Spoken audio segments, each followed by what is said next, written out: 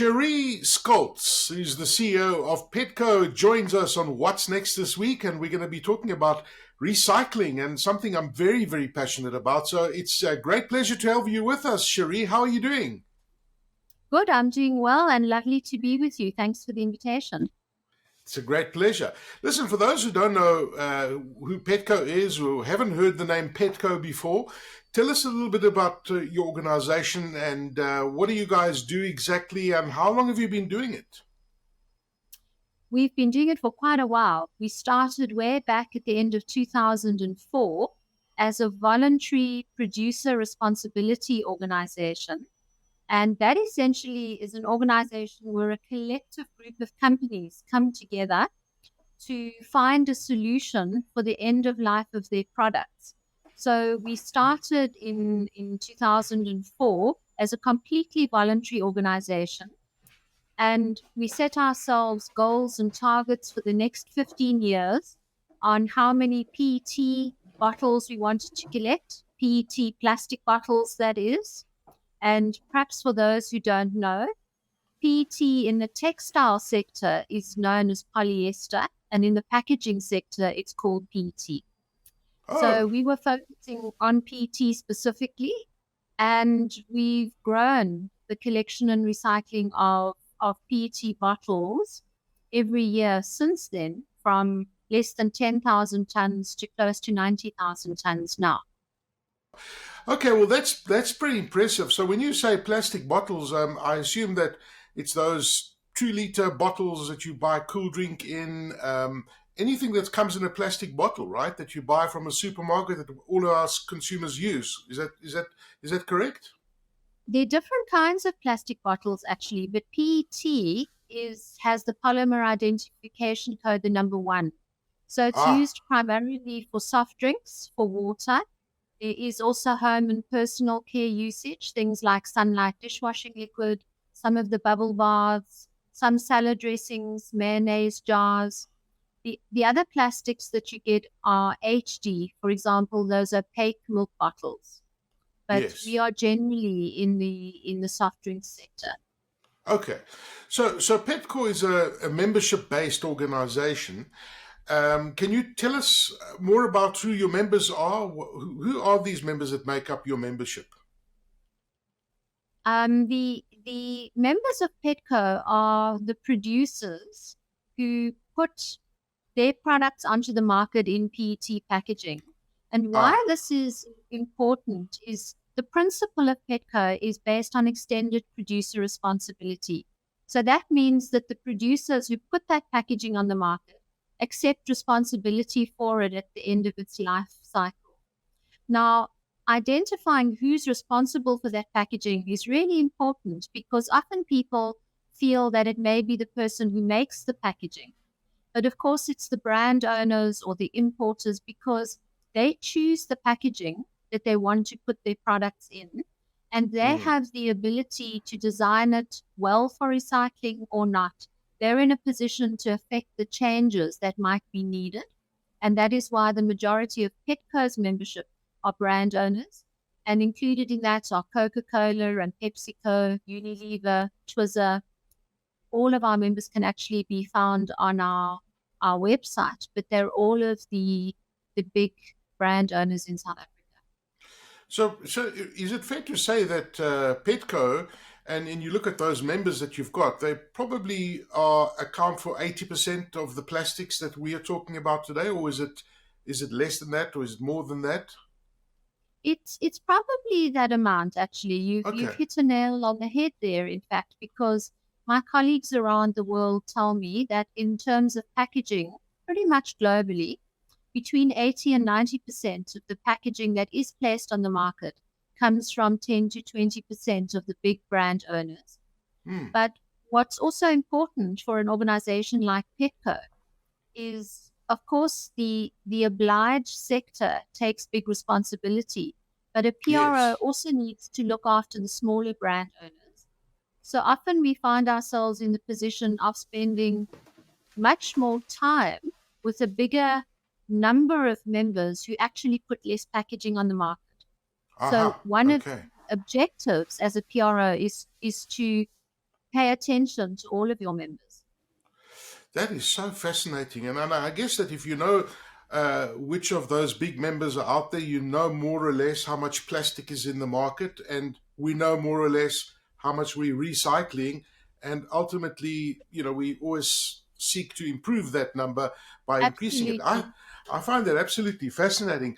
Could you tell us a little bit about Section 18? And this is a very interesting amendment to the National Environmental Management Waste Act.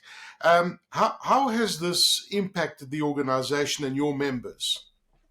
So essentially, Aki, when we started, we were completely voluntary. The industry got together and decided they wanted to find a solution and fund it and implement it. But in 2021, Section 18 was gazetted, and Section 18 deals with mandatory extended producer responsibility. So it now means that if you're a producer who puts more than 10 tons of an identified product of packaging onto the market in South Africa in a year, you're obliged to take responsibility for it. And that responsibility essentially means financial and or operational to keep that packaging out of landfill, because South Africa wants to work towards a circular economy, and into where it can actually be reprocessed and made into something of the highest value possible. Okay. Wow. I didn't realize the complexities of managing the environment and recycling. And there's all sorts of laws around this. Now, as PRO, which products do you administer EPR schemes for?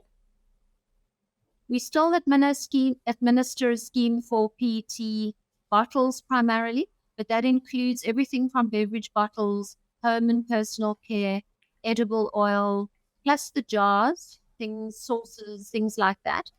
And we also included the closures and the labels that comes on that packaging. Because if you think about it, they're in the same waste stream. Because effectively, we are dealing with the waste stream of those products. And then this year, we're also administering a scheme for liquid board packaging. And many listeners will know liquid board packaging as Tetra Pak. It's almost become a generic name, but we refer to it as liquid board packaging. So that's a new scheme that we're administering. Okay, so it's interesting that you actually extending, and your reach is increasing a lot more when it comes to recycling and the environment, which is fantastic. Now, even in the first year of mandatory extended producer responsibility, I was looking at your recent audits, and they've revealed that major South African brands who are Petco members who have their products registered with you have met or exceeded their collection and recycling targets, which ultimately means that we're making real progress when it comes to recycling. We are indeed, absolutely. And I think that the reason for that is that we did actually start this 18 years ago. And to build a sustainable recycling value chain, collection and recycling actually takes time. If you think about it, at any one time, you have to have a balance between your feedstock, your collection, your capacity on the ground, and also your capability. And then you need an end-use market. So it's no good collecting bottles if you can't turn them into something. And it's no good turning them into something if that something isn't in demand and can't be sold. So for Petco, we started off 18 years ago, essentially with one contracted recycling partner, and we signed a 5-year contract with them, increasing the amount of bottles to be collected and recycled every year. And we started off turning those bottles into polyester fiber, actually. And as a side note, in South Africa, we don't import polyester fiber into the country at all anymore. We supply the local need from those bottles. So we had a sustainable chain already built. We started with a one contracted recycler. Now we have 13. Wow. And of course, now we are moving more to bottle, to closing the loop. So recycling packaging back into packaging. Mm. And that's where we're going to focus our growth on in the future. But that is Yeah. essentially why we were able to meet those targets last year for mandatory EPR. We had that What? system in place. Yeah. Cheri, do you have those results with you? What were those results, just out of interest? Yes, I do. In fact, our members placed just under 122,000 tons of identified products that we cover onto the market. And we collected about, well, in actual fact, 83,967 tons exactly, which represents Wow. 69% of that.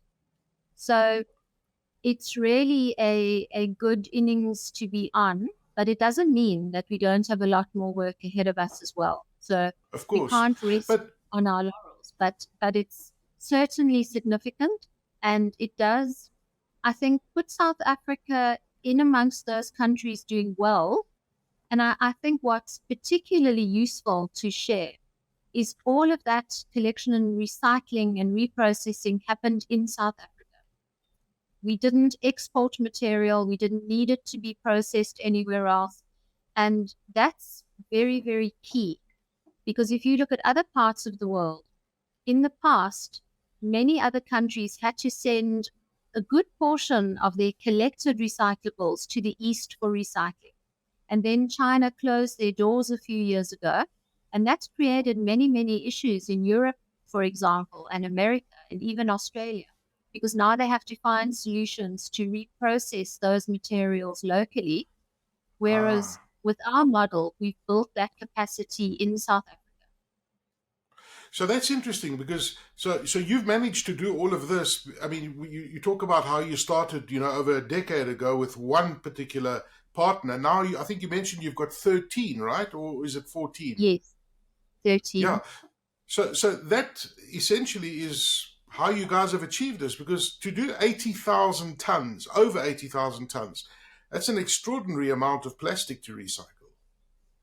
Yes, yes, it is indeed. And I think perhaps another useful aspect of this is you're probably aware that in South Africa, we rely very much on the informal sector for collection. We don't have Yes. the kind of curbside collection yet that you'll find in many developed countries. And if we look at the value in the trade of bottles when we started in 2005, it was the first year that we raised money to be able to do this work. And we collected approximately 10,000 bottles. In fact, it was 9,680 exactly. And the approximate street value of those bottles was around about 50 cents a kilogram, which meant that the trade in those bottles was worth around 3.5 million rand.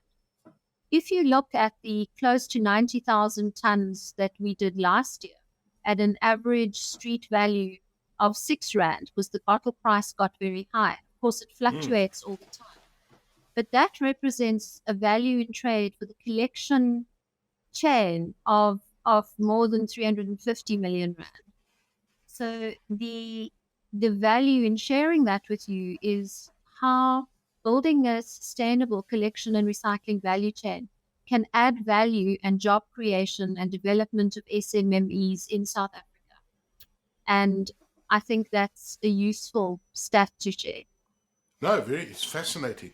And I didn't realize how expensive plastic has become, when you look at some of the other activities that Petco is engaged in the last year in particular, to help achieve these results that you spoke about, the over 80,000 tons, can you touch on the other activities that you were engaged in? Absolutely, Aki. One of the big roles is education and awareness. And of course, our audiences range across anybody and everybody who drinks a Coke or has a mineral water or opens a peanut butter jar at home in plastic. So we have a broad range of stakeholders. We work closely with municipalities, with the informal sector, with NGOs, developing school curriculum, for example, for the Pick and Pay Schools Club. So that education and awareness is really important, and the intention is in the long run to encourage consumers to separate their recyclables so that we can slowly roll out curbside collection in South Africa, or we can get consumers to assist waste pickers who are engaged in the collection of recyclables to earn a living to make it easier for them. So that's a big component of our work. What we also do is we travel across the country nationally, engaging with municipalities, looking at their integrated waste management plans, helping them with the service providers in their areas, looking at where infrastructure is needed, protective clothing, scales, trailers for logistics, scales for actually weighing what people are bringing in so that they can be paid, and connecting all of those SMMEs with our contracted recyclers who buy that material. Yeah. That's a big Okay. portion of what we do. Yeah, and you know, when you mentioned the separation of the different, the plastics and the paper, etc. I was just in the Far East. I was in Hong Kong, and I was in Thailand, in Taiwan, and it's amazing that everywhere where you throw rubbish away in a city, in a public place, there's three different bins, that you can put in, plastics, paper, etc. And I think that's Yeah. very important because we've got it here in some places, but it would be great if we could have that all over the place, where it seems to be in 90% of places that I went to, they were already separating, and that makes a massive difference, doesn't it? It does make a massive difference. It's going to take time. If you think of when extended producer responsibility was introduced in Europe, it was 30 years ago, in fact. Oh, wow. And they have really good infrastructure, good collection infrastructure. In South Africa, we have close to 40% of our population who don't yet have access to regular waste management. And that's really significant because it means that close to 40% of South Africans don't have either a weekly service or a place to go and drop off collection. They may have a central place in an informal settlement or in a village, but we've got a lot of work to do to get basic waste management services to all of those areas Mm. and unroll or roll out, not unroll, I don't know where I got that from, but roll out curbside collection in more well-established areas. So I think we're going to be on a journey. It's going to take time.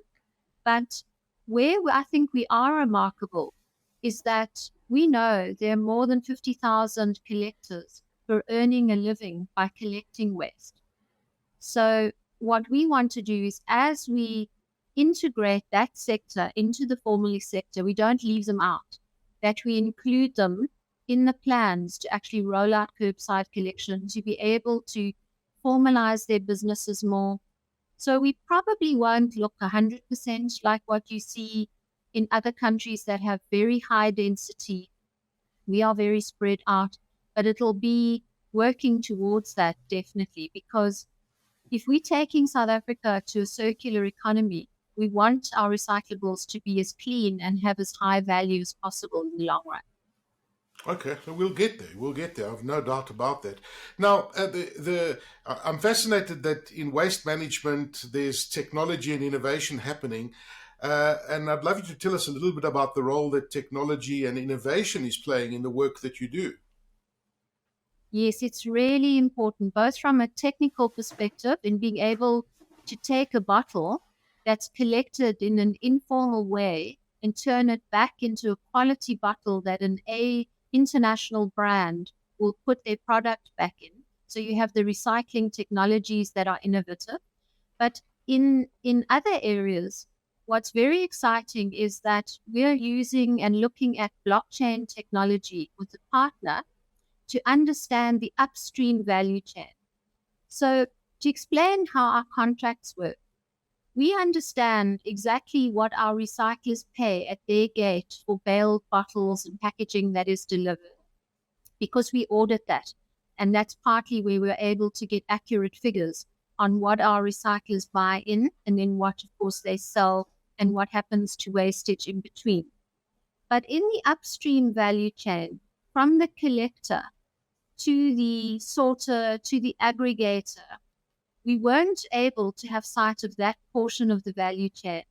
And now, by using this technology, we're actually able to help buyback centers with a system where they can manage their businesses better, have real-time information on the collectors they're buying from, the prices of materials that they're paying for it. And it means that waste pickers now have a record of their sales as well. So they can actually show us that this is the kind of turnover, if you like, or the volume that they're doing in a particular material, and we're able to then help them grow their businesses. So we're getting real-time data in understanding what products are being collected, what prices are being paid for them, if there are differences in those prices in different geographical regions. It just means that with more data, we're able to do much better planning and understand the value chains much better. So technology and innovation, very key. That is absolutely fascinating. Now, companies watching this right now, how can companies partner with Petco to achieve their company and legislated targets? How do they go about it? How do they get in touch with you guys? They can reach us through our website. They can send an email to info@petco.co.za. Our website is very easy to find. It's literally petco.co.za.